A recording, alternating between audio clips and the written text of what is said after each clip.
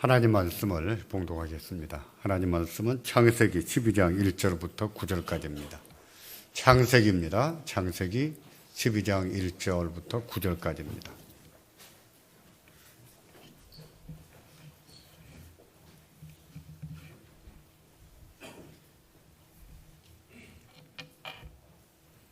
창세기 12장 1절입니다. 제가 9절까지 받들어 읽겠습니다.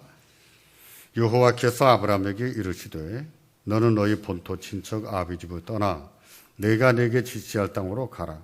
내가 너로 큰 민족을 이루고 네게 복을 주어 내 이름을 창대케 하리니 너는 복의 근원이 될지라.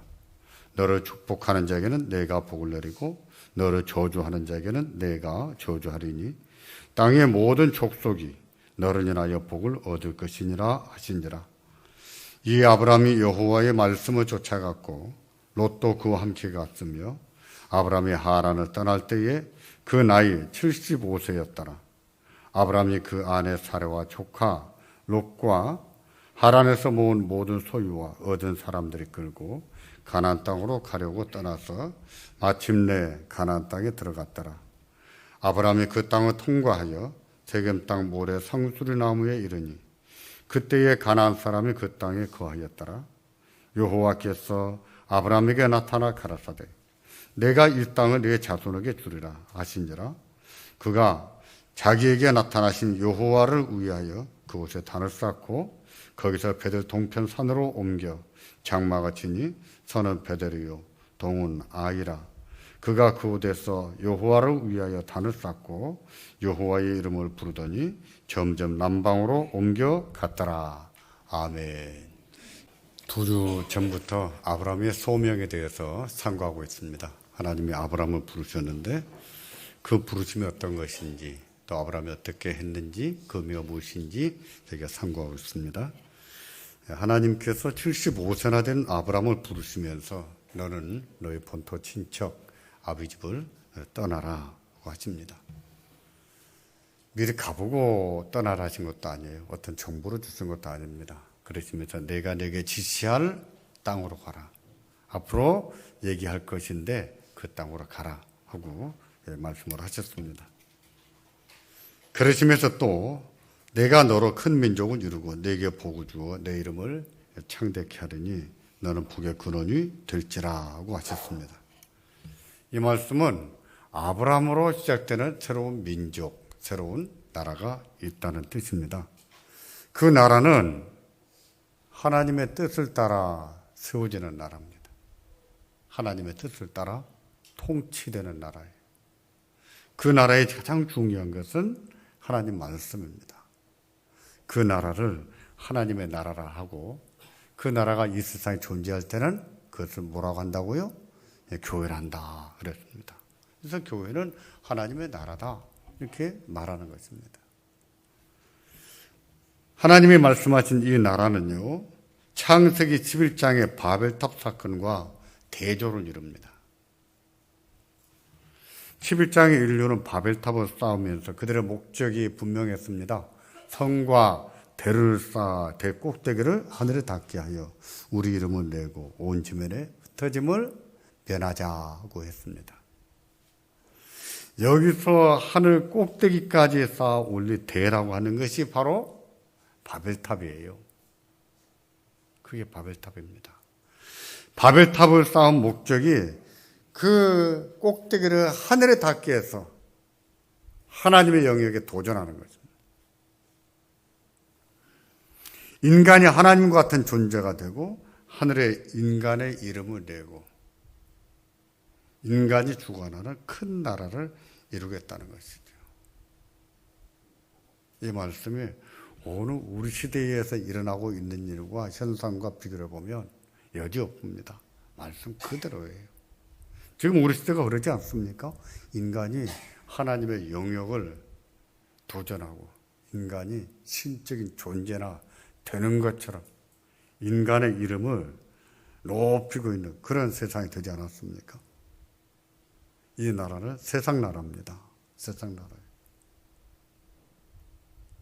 하나님이 말씀하신 나라는 바로 이런 배경 속에서 말씀하신 것이고, 따라서 하나님의 나라는 세상 나라와 태생적으로 같을 수가 없습니다. 태생적으로 세상 나라와 공존할 수가 없는 거예요. 세상에 동화될 수가 없는 거예요. 같이 할 수가 없는 거예요. 비록 이 세상이 존재합니다. 이 세상이 존재하지만 세상 나라와 동화가 될 수가 없는 거예요. 따라서 우리가 물과 성령으로 거듭난 자라면 우리는 이 세상 풍조에 대한 이질감을 느껴야 됩니다. 세상 풍조, 세상의 가치, 세상을 사는 방식, 이런 것들이 편안하면 안 됩니다. 거부감이 있고 이질감이 있고 불편해야 되죠. 여러분 어떠십니까? 세상을 살면서 세상 풍조에 대한 이질감을 느끼시나요? 세상 사람들이 사는 삶의 가치나 삶의 방식에 대해서 이질감을 느끼고 있습니까? 불편하십니까?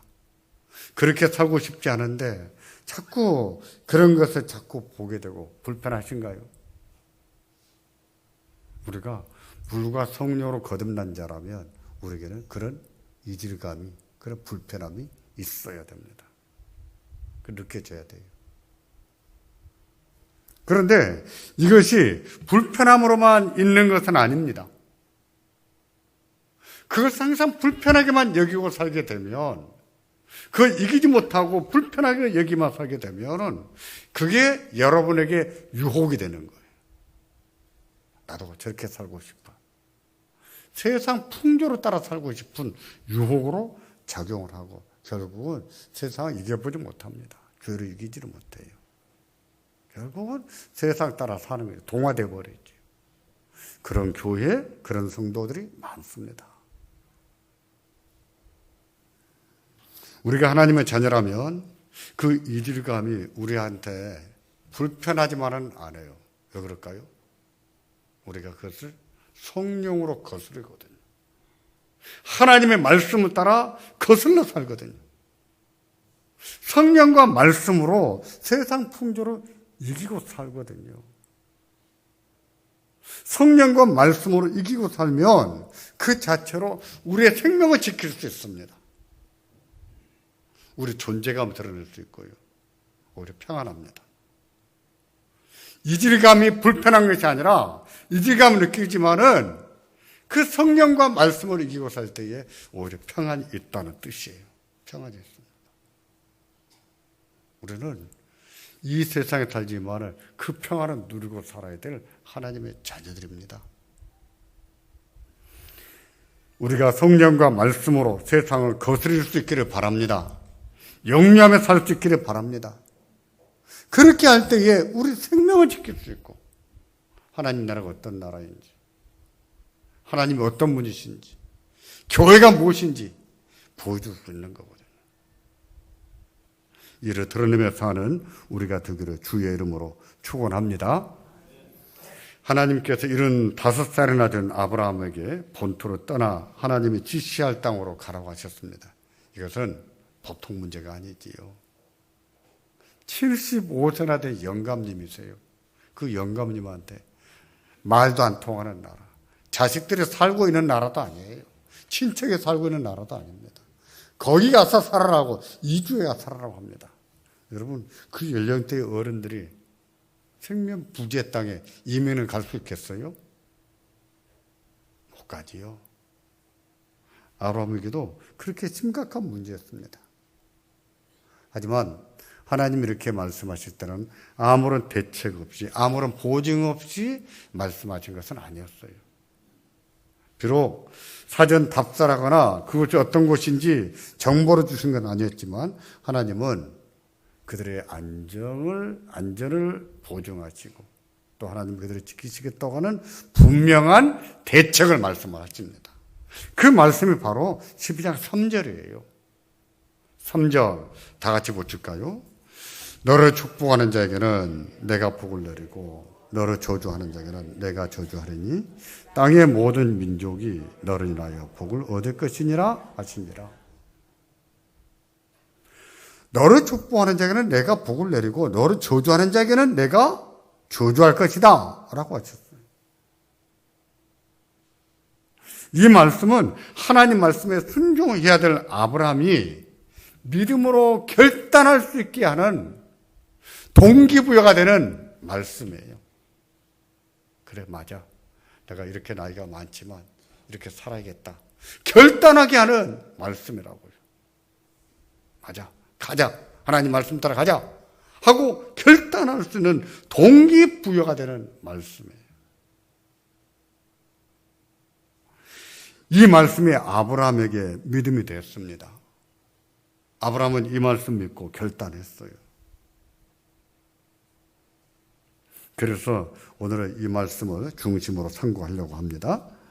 너를 축복하는 자에게는 내가 복을 내리고 너를 저주하는 자에게는 내가 저주할 것이다. 이런 형식의 말씀은 성경에서 여기 말고도 2번 더 나옵니다.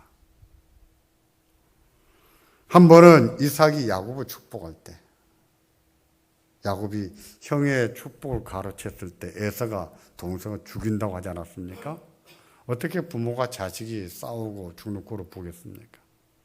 그래서 야곱을 외가로, 멀리 외가로 보냅니다. 보낼 때에 그때 이삭이 이 야곱을 축복을 해요.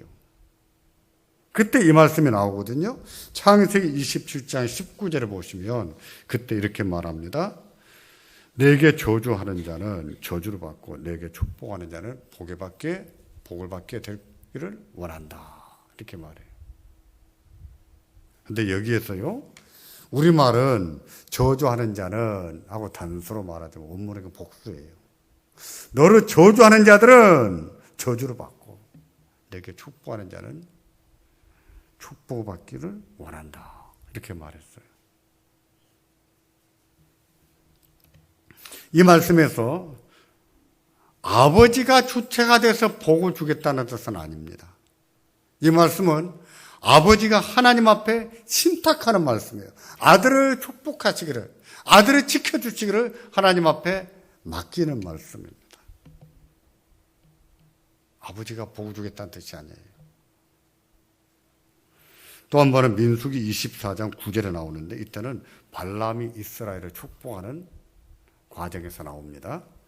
발람이 누굽니까? 선지자지요? 그렇습니까?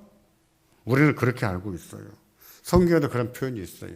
근데 그는 거짓 선지자였습니다. 더 정확하게 말하면 그는 바벨론의 무당이었어요. 여호와의 이름을 빙자해서, 하나님의 이름을 빙자해서 점치는 무당이었습니다. 그런 자들이 있거든요. 그는 모압 왕 발락으로부터 돈을 받고 하나님 백성들을 저주하기로 했습니다. 보세요. 이러는 자체가 거짓 선지자 아닙니까? 그가 하나님 백성들에게 돈을 받고 저주하려고 하는데 하나님이 가로막으십니다. 책망하십니다. 그래서 저주가 아니라 축복을 하게 됩니다. 그때 이렇게 말하는 거예요. 너를 축복하는 자마다 복을 받을 것이요, 너를 저주하는 자마다 저주를 받을지어다. 여기서도요, 너를 저주하는 자마다, 이 말은요 복수입니다. 너를 저주하는 자들이 다 저주를 받을 것이다. 이렇게 말해요.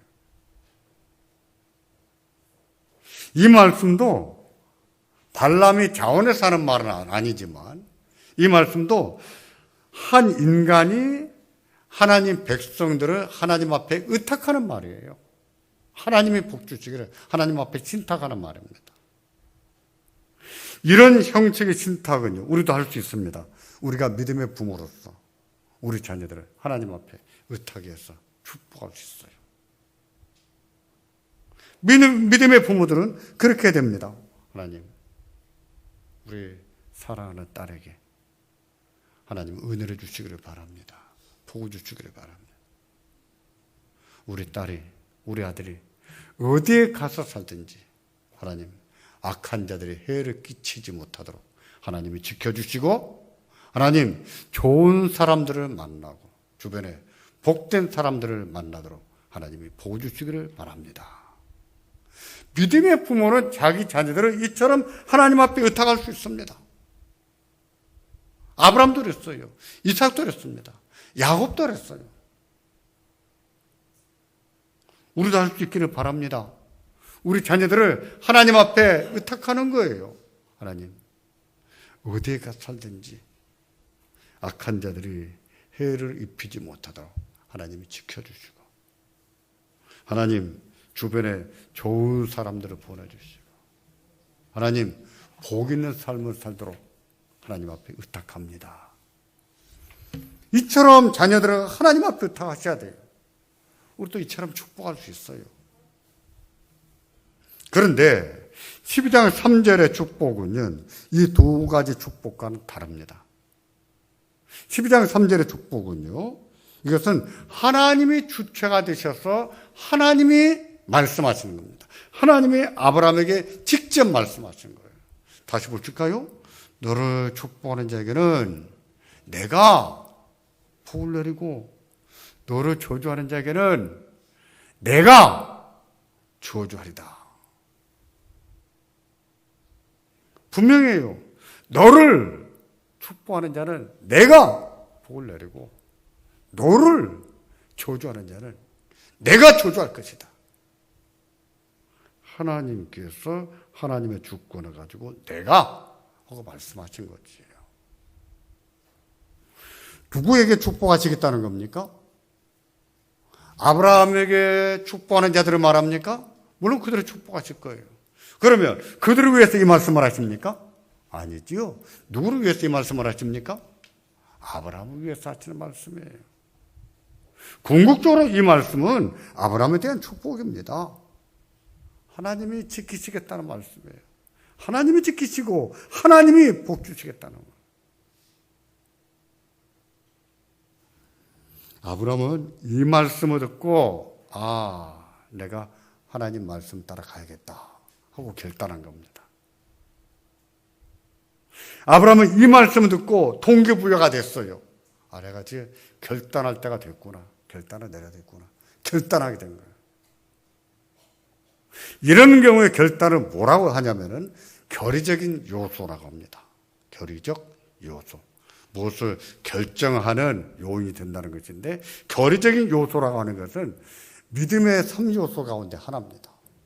믿음이 뭐냐라고 할 때 믿음의 요소 3가지를 말하는데, 그때의 지적인 요소, 그 다음에 감정적인 요소, 그 다음에 의지적인 요소로 말합니다. 의지적인 요소로 말할 때 바로 이게 들어가는 거예요. 결의적인 요소. 다시 말해서 이 말씀이 동기부여가 돼서 결단할 수 있었다는 거예요. 그렇게 되어질 때에 드디어 이것을 보고 믿음이다 이렇게 말할 수 있는 거예요. 누구를 믿고 결단한 것입니까? 뭘 믿고 결단한 것입니까? 하나님을 믿고 결단한 거예요. 하나님 말씀을 믿고 결단한 것입니다. 어떤 가능성을 보고 앞으로의 희망을 보고 결단한 게 아니에요. 하나님을 믿고 결단한 것이고 하나님 말씀을 믿고 결단한 거예요. 이게 믿음이라는 거예요.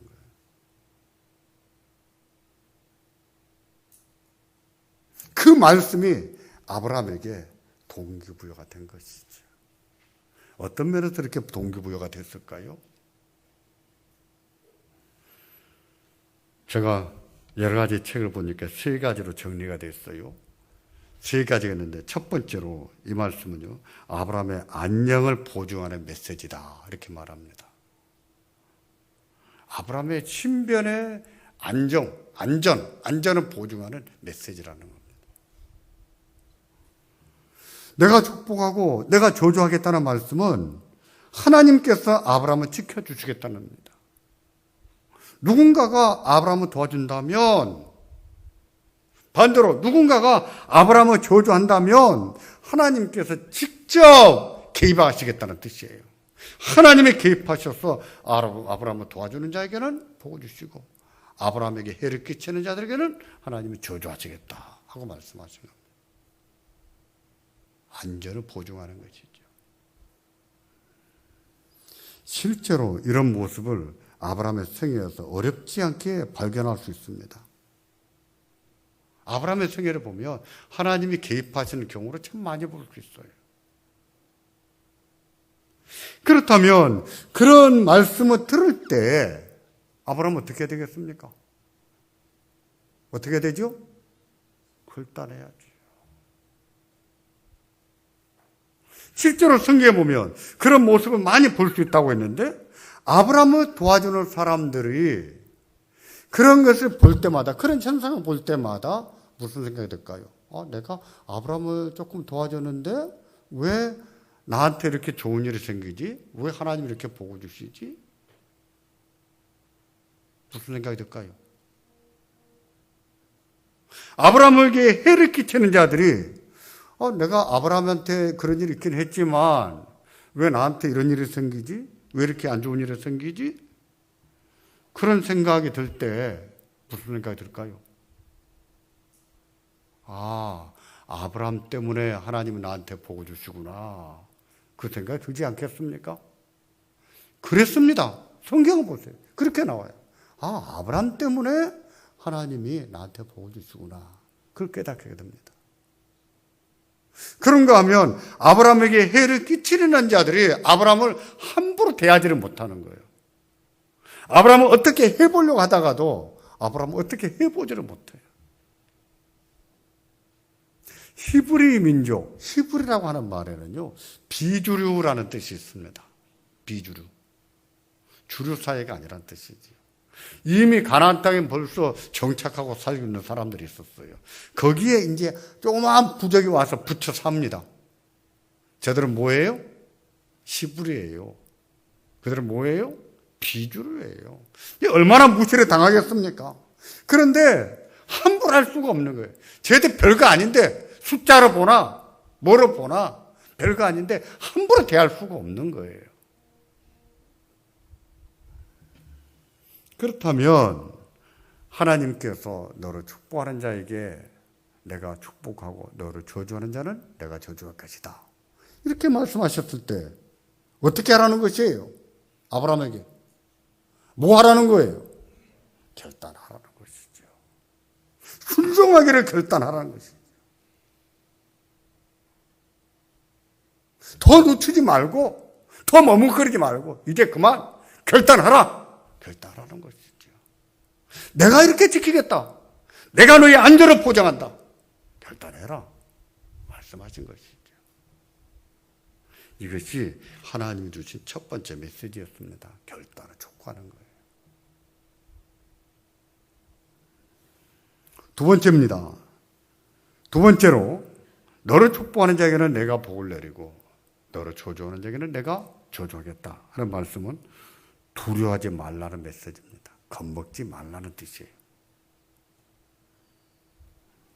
하나님께서 너를 저주하는 자에게는 내가 저주하겠다고 했습니다. 이 말씀을 하신 것은요, 아브라함아, 너의 갈 땅에 대해서 너가 어떤 부족들을 만나겠지만 너가 미지의 세계를 가지만 너가 겁먹지 말아라. 내가 지킨다. 겁먹지 말고 두려워하지 마라. 염려하지 마라 하는 뜻으로 말씀하셨다는 거예요. 내가 저주하는 자에게 내가 저주하겠다는 말씀은 원문대로 번역하면은요, 너를 경멸하는 자에게는 내가 저주하겠다 하는 뜻입니다. 우리 성경은 저주도 저주로 번역하고 경멸도 저주로 번역을 했어요. 근데 경멸과 저주는 다릅니다. 경멸은 다른 사람을 무시하거나 괴롭히는 것이지요. 부당한 폭력을 가하거나 언어적인 폭력이나 냉대하는 것, 이런 것이 경멸이지요. 표정 하나 변하지 않지만 마음으로 무시하고 깔보는 것, 이게 경멸이지요. 근데 하나님께서 내가 저주하겠다라고 했을 때 이 저주는요, 성경에서 형벌과 심판의 의미로 쓰입니다. 형벌과 심판의 의미. 정리하면 너를 깔보는 자들이 있으면, 너를 경멸하는 자가 있다면 내가 그들을 벌할 것이고 내가 그들을 심판할 것이다 하고 말씀하신 거예요. 그러므로 어떻게 하라는 것이죠? 이렇게 말씀하셨다고 하는 것은 무슨 의미입니까? 하나님이 직접 개입하신다고 해도 하고, 또 하나님께서 아브라함의 해를 입히지 못하도록 하나님이 지키시고, 그러므로 겁을 먹지 말라는 것이지요. 하나님이 이렇게 말씀하시면 어떻게 되겠습니까? 겁먹고 순종하기를 머뭇거리고 두려워하고 근심이 쌓여가지고 순종 못하고 있고 그래야 되겠습니까? 아니지요. 뭘 해야 됩니까? 결단해야 되는 거예요. 믿음에는 이런 결의적인 요소가 있습니다. 결단해야 될 때가 있어요. 머뭇거리지 말고 고민 좀 그만하고 근심 좀 그만하고 염려 좀 그만하고 결단해야 될 때가 있어요. 내가 이제부터는 하나님 말씀에 순종해야 되겠다. 결단해야 될 때가 있다는 거예요.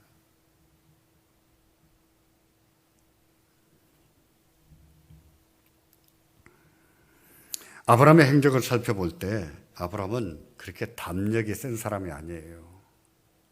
아브라함은 좀 겁이 좀 많은 사람이 아니었던가 이런 생각이 들어요.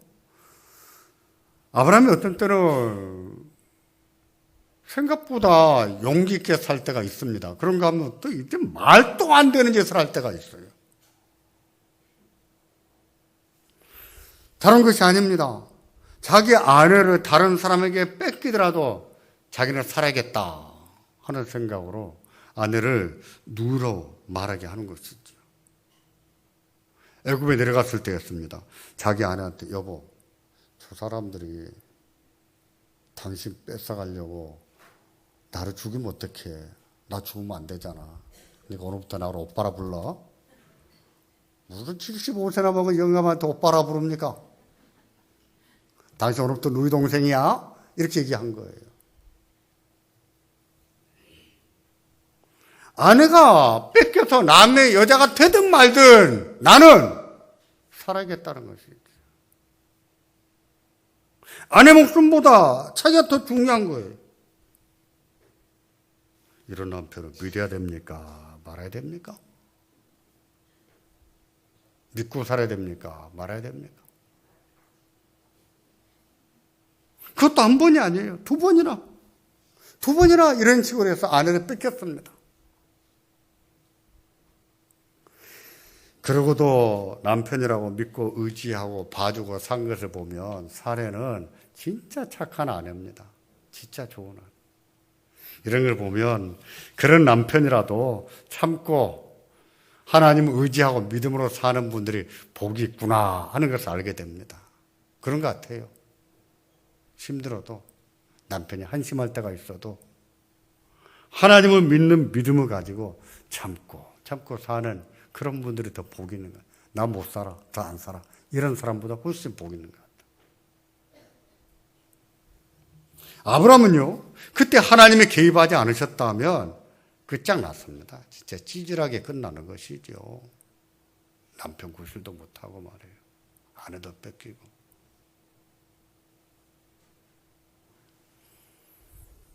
아브라함이 자기 아내를 애굽 왕에게 뺏겼을 때, 또 한 번 그랄 왕에게 뺏겼을 때 하나님이 직접 개입하셨습니다. 만일 하나님이 개입하셔서 그들에게 야, 살해 돌려보내라, 좋은 말할 때 돌려보내라 하지 않았더라면 살해는 뺏겼어요. 그들이 볼 때, 내용을 알 때 아브라함이 얼마나 못나 보였겠어요. 얼마나 조롱하기 좋았겠습니까? 멸시하기는 얼마나 좋았겠어요. 아이고, 한심한 놈. 분명히 그랬을 거예요. 진짜 한심한 것이죠. 근데 하나님은 이렇게 말합니다. 너를 멸시하는 자들에게는 내가 보라고 내가 저주하겠다. 하나님 너무하신 겁니까? 공평하지 못한 거예요? 하나님은 그러셔도 돼요. 왜? 우리 아버지시거든요. 부모가 자기 자식한테 역성을 부리는데 무슨 공평이 어디가 있습니까? 하나님이 자기 자녀에 대한 주권을 주장하시는 거예요. 아브라함이 그렇게 해도 된다는 것이 아닙니다. 잘했다는 것이 아니에요. 아브라함 잘못했어요. 그러나 하나님께서 선택하셨고 하나님이 약속을 주셨고 하나님의 뜻을 이루기 위해서 하나님이 그렇게 하신 거예요. 하나님의 뜻을 위해서 하나님이 아브라함을 약속대로 하나님 말씀대로 지켜내신 겁니다.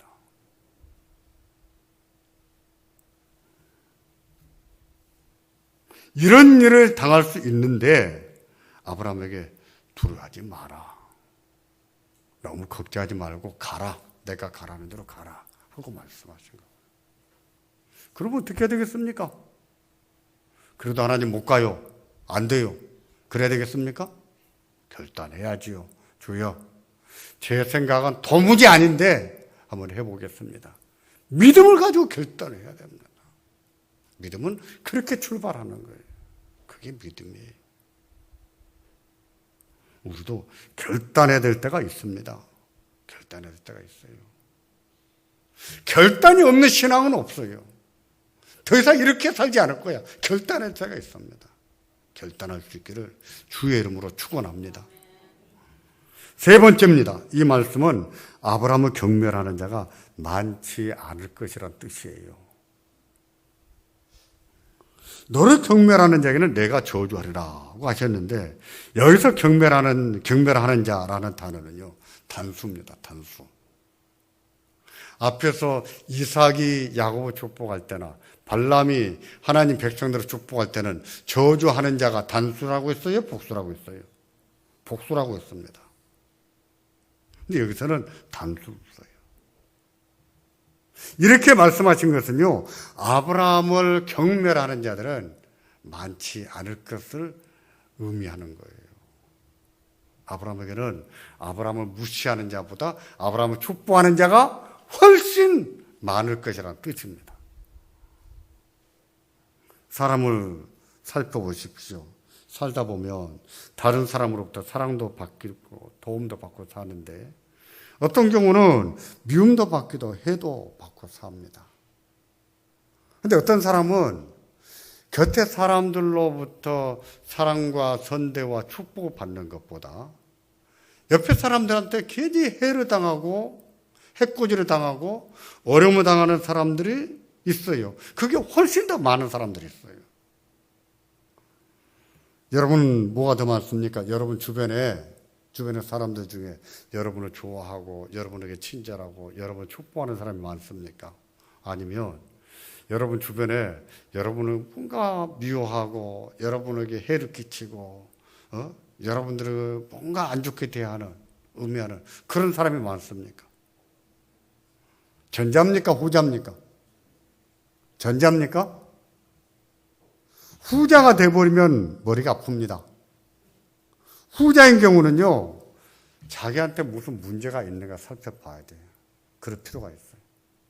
분명히 문제가 있어요.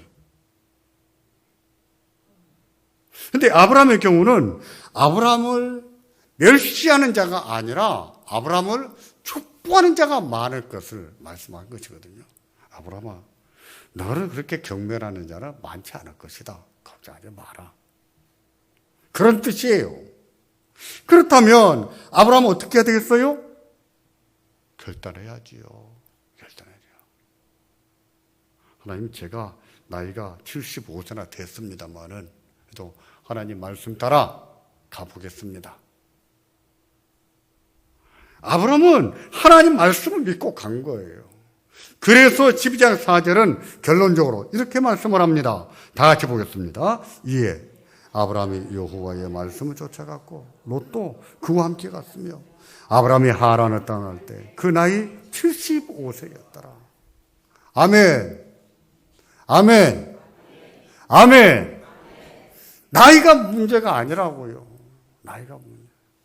앞으로 어떻게 될 것인가가 문제가 아니에요. 문제는 하나님을 믿느냐 못 믿느냐가 문제예요. 하나님 말씀을 신뢰하느냐 못하느냐가 문제입니다. 하나님을 믿는 사람들은 하나님 말씀 따라갑니다. 아브라함이 뭘 믿고 순종한 것입니까? 하나님 믿고 순종한 거예요. 뭐 믿고 따라간 겁니까? 말씀 믿고 따라간 거예요. 하나님 말씀 믿고 따라서 그게 믿음으로 사는 거예요. 그런 믿음으로 살 때 세상 사는 것이 그리스도인으로서 이질감이 많을지라도 그런 믿음으로 살 때에 세상을 이길 수 있습니다. 그 이질감이 불편하지 않아요. 오히려 평안하게 삽니다. 우리의 생명을 지키면서 우리의 존재감을 드러내면서 우리가 평안을 누리고 살 것이라고요. 성도는 이런 믿음으로 사는 것입니다. 이게 교회예요. 교회가 하나님 말씀을 따라가지 않기 때문에 평안이 없지, 교회가 하나님 말씀을 따라가 보죠. 왜 평안이 없겠어요? 안타깝게도 한국 교회는 평안한 교회가 많지가 않습니다. 왜 이렇게 다투며 많은 교회가 많은지 모르겠어요. 진짜 많아요. 그 이유가 뭘까요? 제가 면밀히 살펴보면 대개 이런 경우더라고요. 목사가 욕심이 너무 많든지, 장로님들이 고집이 너무 세든지, 그런 경우에 항상 교회가 분란이 많아요. 하나님 말씀대로 욕심 버리면 그렇게 힘들 일이 없어요. 분란 날 일이 없어요. 예배당 건축하다가 싸움을 많이 나고 예배당 건축하다가 많이 떠납니다. 교인들의 대부분이 찬성을 안 한대. 무슨 예배당 가지고 천당 갈 것이라고 예배당 가지고 싸웁니까? 어리석은 것이죠. 건물보다도, 새로운 건물보다도 교회 평안이 더 중요한 거예요. 그 평안은 무엇입니까? 하나님의 나라라는 증거예요. 하나님의 나라가 무엇인가 증거를 보이는 겁니다. 그게 교회예요. 우리가 말씀을 따라갈 수 있기를 바랍니다. 믿음을 가지고 하나님 말씀 따라 사는 우리가 되기를 주의 이름으로 축원합니다. 기도하겠습니다.